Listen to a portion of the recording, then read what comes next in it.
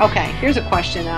Why do I have anger when my ex moves on, even though I have been emotionally disconnected from him for a very, very long time, but I still feel angry?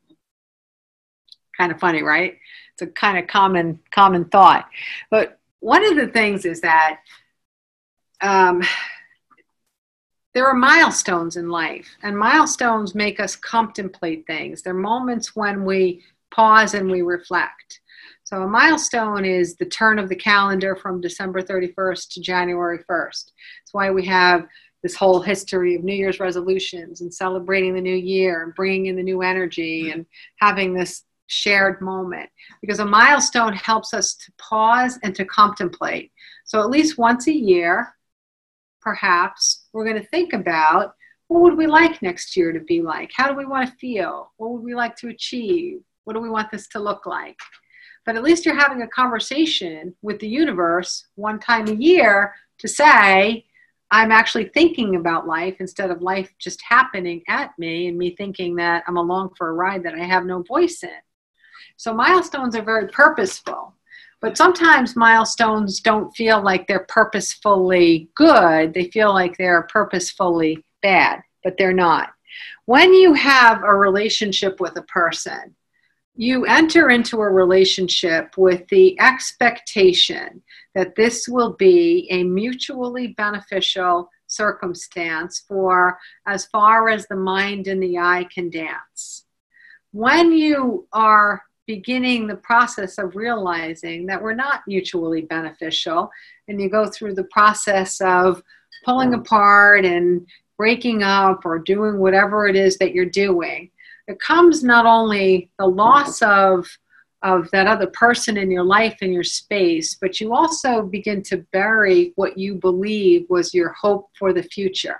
That you might not have even had a realization of what you expected life to be like decades from now, until it comes to this big halt in the middle of it. And in the absence of that path, all of a sudden you realize what you thought life would be like.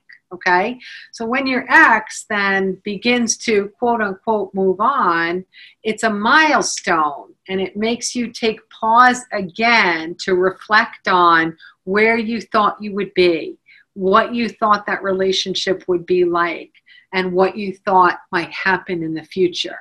So if you're not where you would have wanted to be, and you think that your ex is where you would have wanted to be, you're going to feel left out. You're going to feel maybe even lonely. You might even be afraid of the unknown. So there comes with that a little feeling of resentment and perhaps a moment to grieve the future that you didn't have, that you thought you might have been promised. Okay? So what I say is, when a person moves on from a relationship, number one, we'll always be eternally connected. So what we're doing as human beings has absolutely nothing to do with what we're doing as souls. So it always feels good if you can do the very best you can to let someone go with the possibility of them experiencing happiness. If you were not the right vibrational energy for that person in the moment and vice versa, then that means that there's a person that's more compatible with who you are other than that person in that space.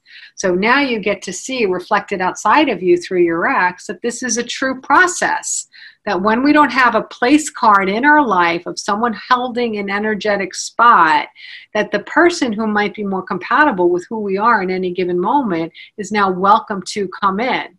So use this as a sign that the person who's more compatible with you, where you are vibrating in the moment, is now welcome to come into your space as well. And if there is any grief that you did not grieve at the end of the relationship, use this as a reminder to let go of that imaginary future that you thought you would have, so you can make the space open and available for the bright and vivid future that you actually will have. It's a different one, but it's beautiful. Okay?